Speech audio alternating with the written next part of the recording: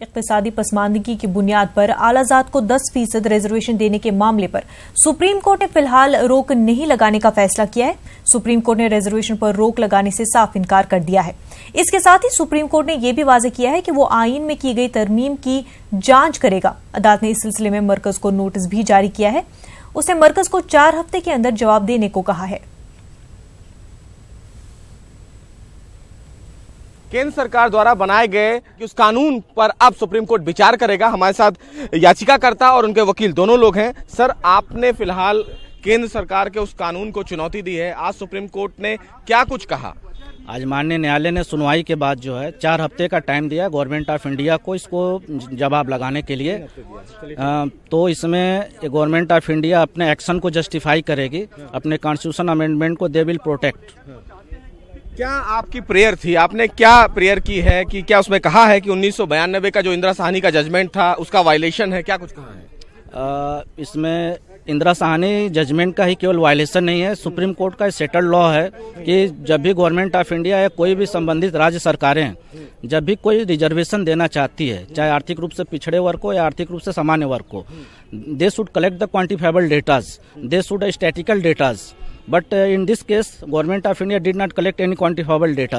This is the major mistake on the part of the Union of India. M Nagaraj के judgement में तो already कह दिया गया था कि आपको एक डाटा कलेक्ट करने की जरूरत है, वो तो पहले ही क्लियर हो गया है। तो फिर ये कैसे आप इस पे आए? M Nagarajan clarify only one aspect, but उसमें केवल ये बोला कि SC/ST के केस में, शेड्यूल कास्ट शेड्यूल ट्राइब्स के केस में क्वांटिफाइबल डेटाज की जरूरत नहीं है और सारे कैटेगरी के रूप में सब quantifiable data is mandatory provision.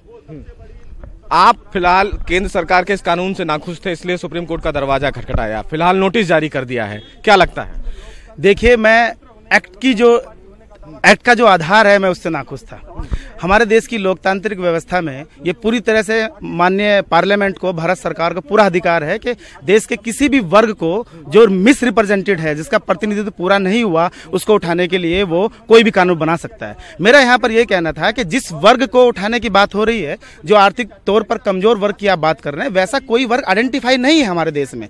Identification नहीं है तो एक जिस वर्ग को हम रिजर्वेशन आरक्षण देने की बात कर रहे हैं उसको हम एक थ्योरी मान सकते हैं। भी वो एक थ्योरी में है, कोई इस तरह का कोई कमीशन नहीं बैठा, कोई इस तरह का एक आइडेंटिफिकेशन नहीं हुआ। तो जब एक्ट का आधार ही थ्योरी बेस है तो उसके लिए एक्ट का जो भावना है वो संविधान के भावना से मेल नहीं खाएगी। दूसरा जी, आर्टिकल 46 को जो कोट किया गया वहां पर वीकर सेक्शन की डेफिनेशन दी गई है कि सरकार कोई भी कानून बना सकती है वीकर सेक्शन को उठाने के लिए, इन particular schedule caste, schedule tribe, other backward classes, और उनको सामाजिक अन्याय और शोषण से बचाएगी।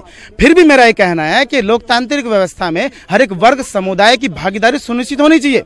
तो यहाँ पर ये हमारी प्रेयर थी कि साहब पहले आइडेंटिफाई ये किया जाए कि कौन से वर्ग ऐसे हैं, समुदाय हैं जिनकी भागीदारी शासन में सुनिश्चित नहीं हुई है। जब हम इस्टेब्लिश कर लेंगे कि सुनिश्चित नहीं हुई है, फिर इनके लिए कानून बन सकता है। जी, तो फिलहाल सुप्रीम कोर्ट में तमाम याचिकाएं दाखिल की गई हैं और अब सुप्रीम कोर्ट इस याचिका पर केंद्र सरकार से जवाब मांगा है। अब देखना यह है कि फिलहाल केंद्र सरकार ने सवर्णों को 10% आरक्षण तो दे दिया है, लेकिन अब सुप्रीम कोर्ट इस कानून पर विचार करेगा। देखना यह है कि केंद्र सरकार क्या इस आरक्षण को लेकर उसके भरोसे पर खरा उतरती है या नहीं। लेकिन फिलहाल सुप्रीम कोर्ट ने केंद्र के बनाए हुए कानून पर उसी से जवाब तलब किया है।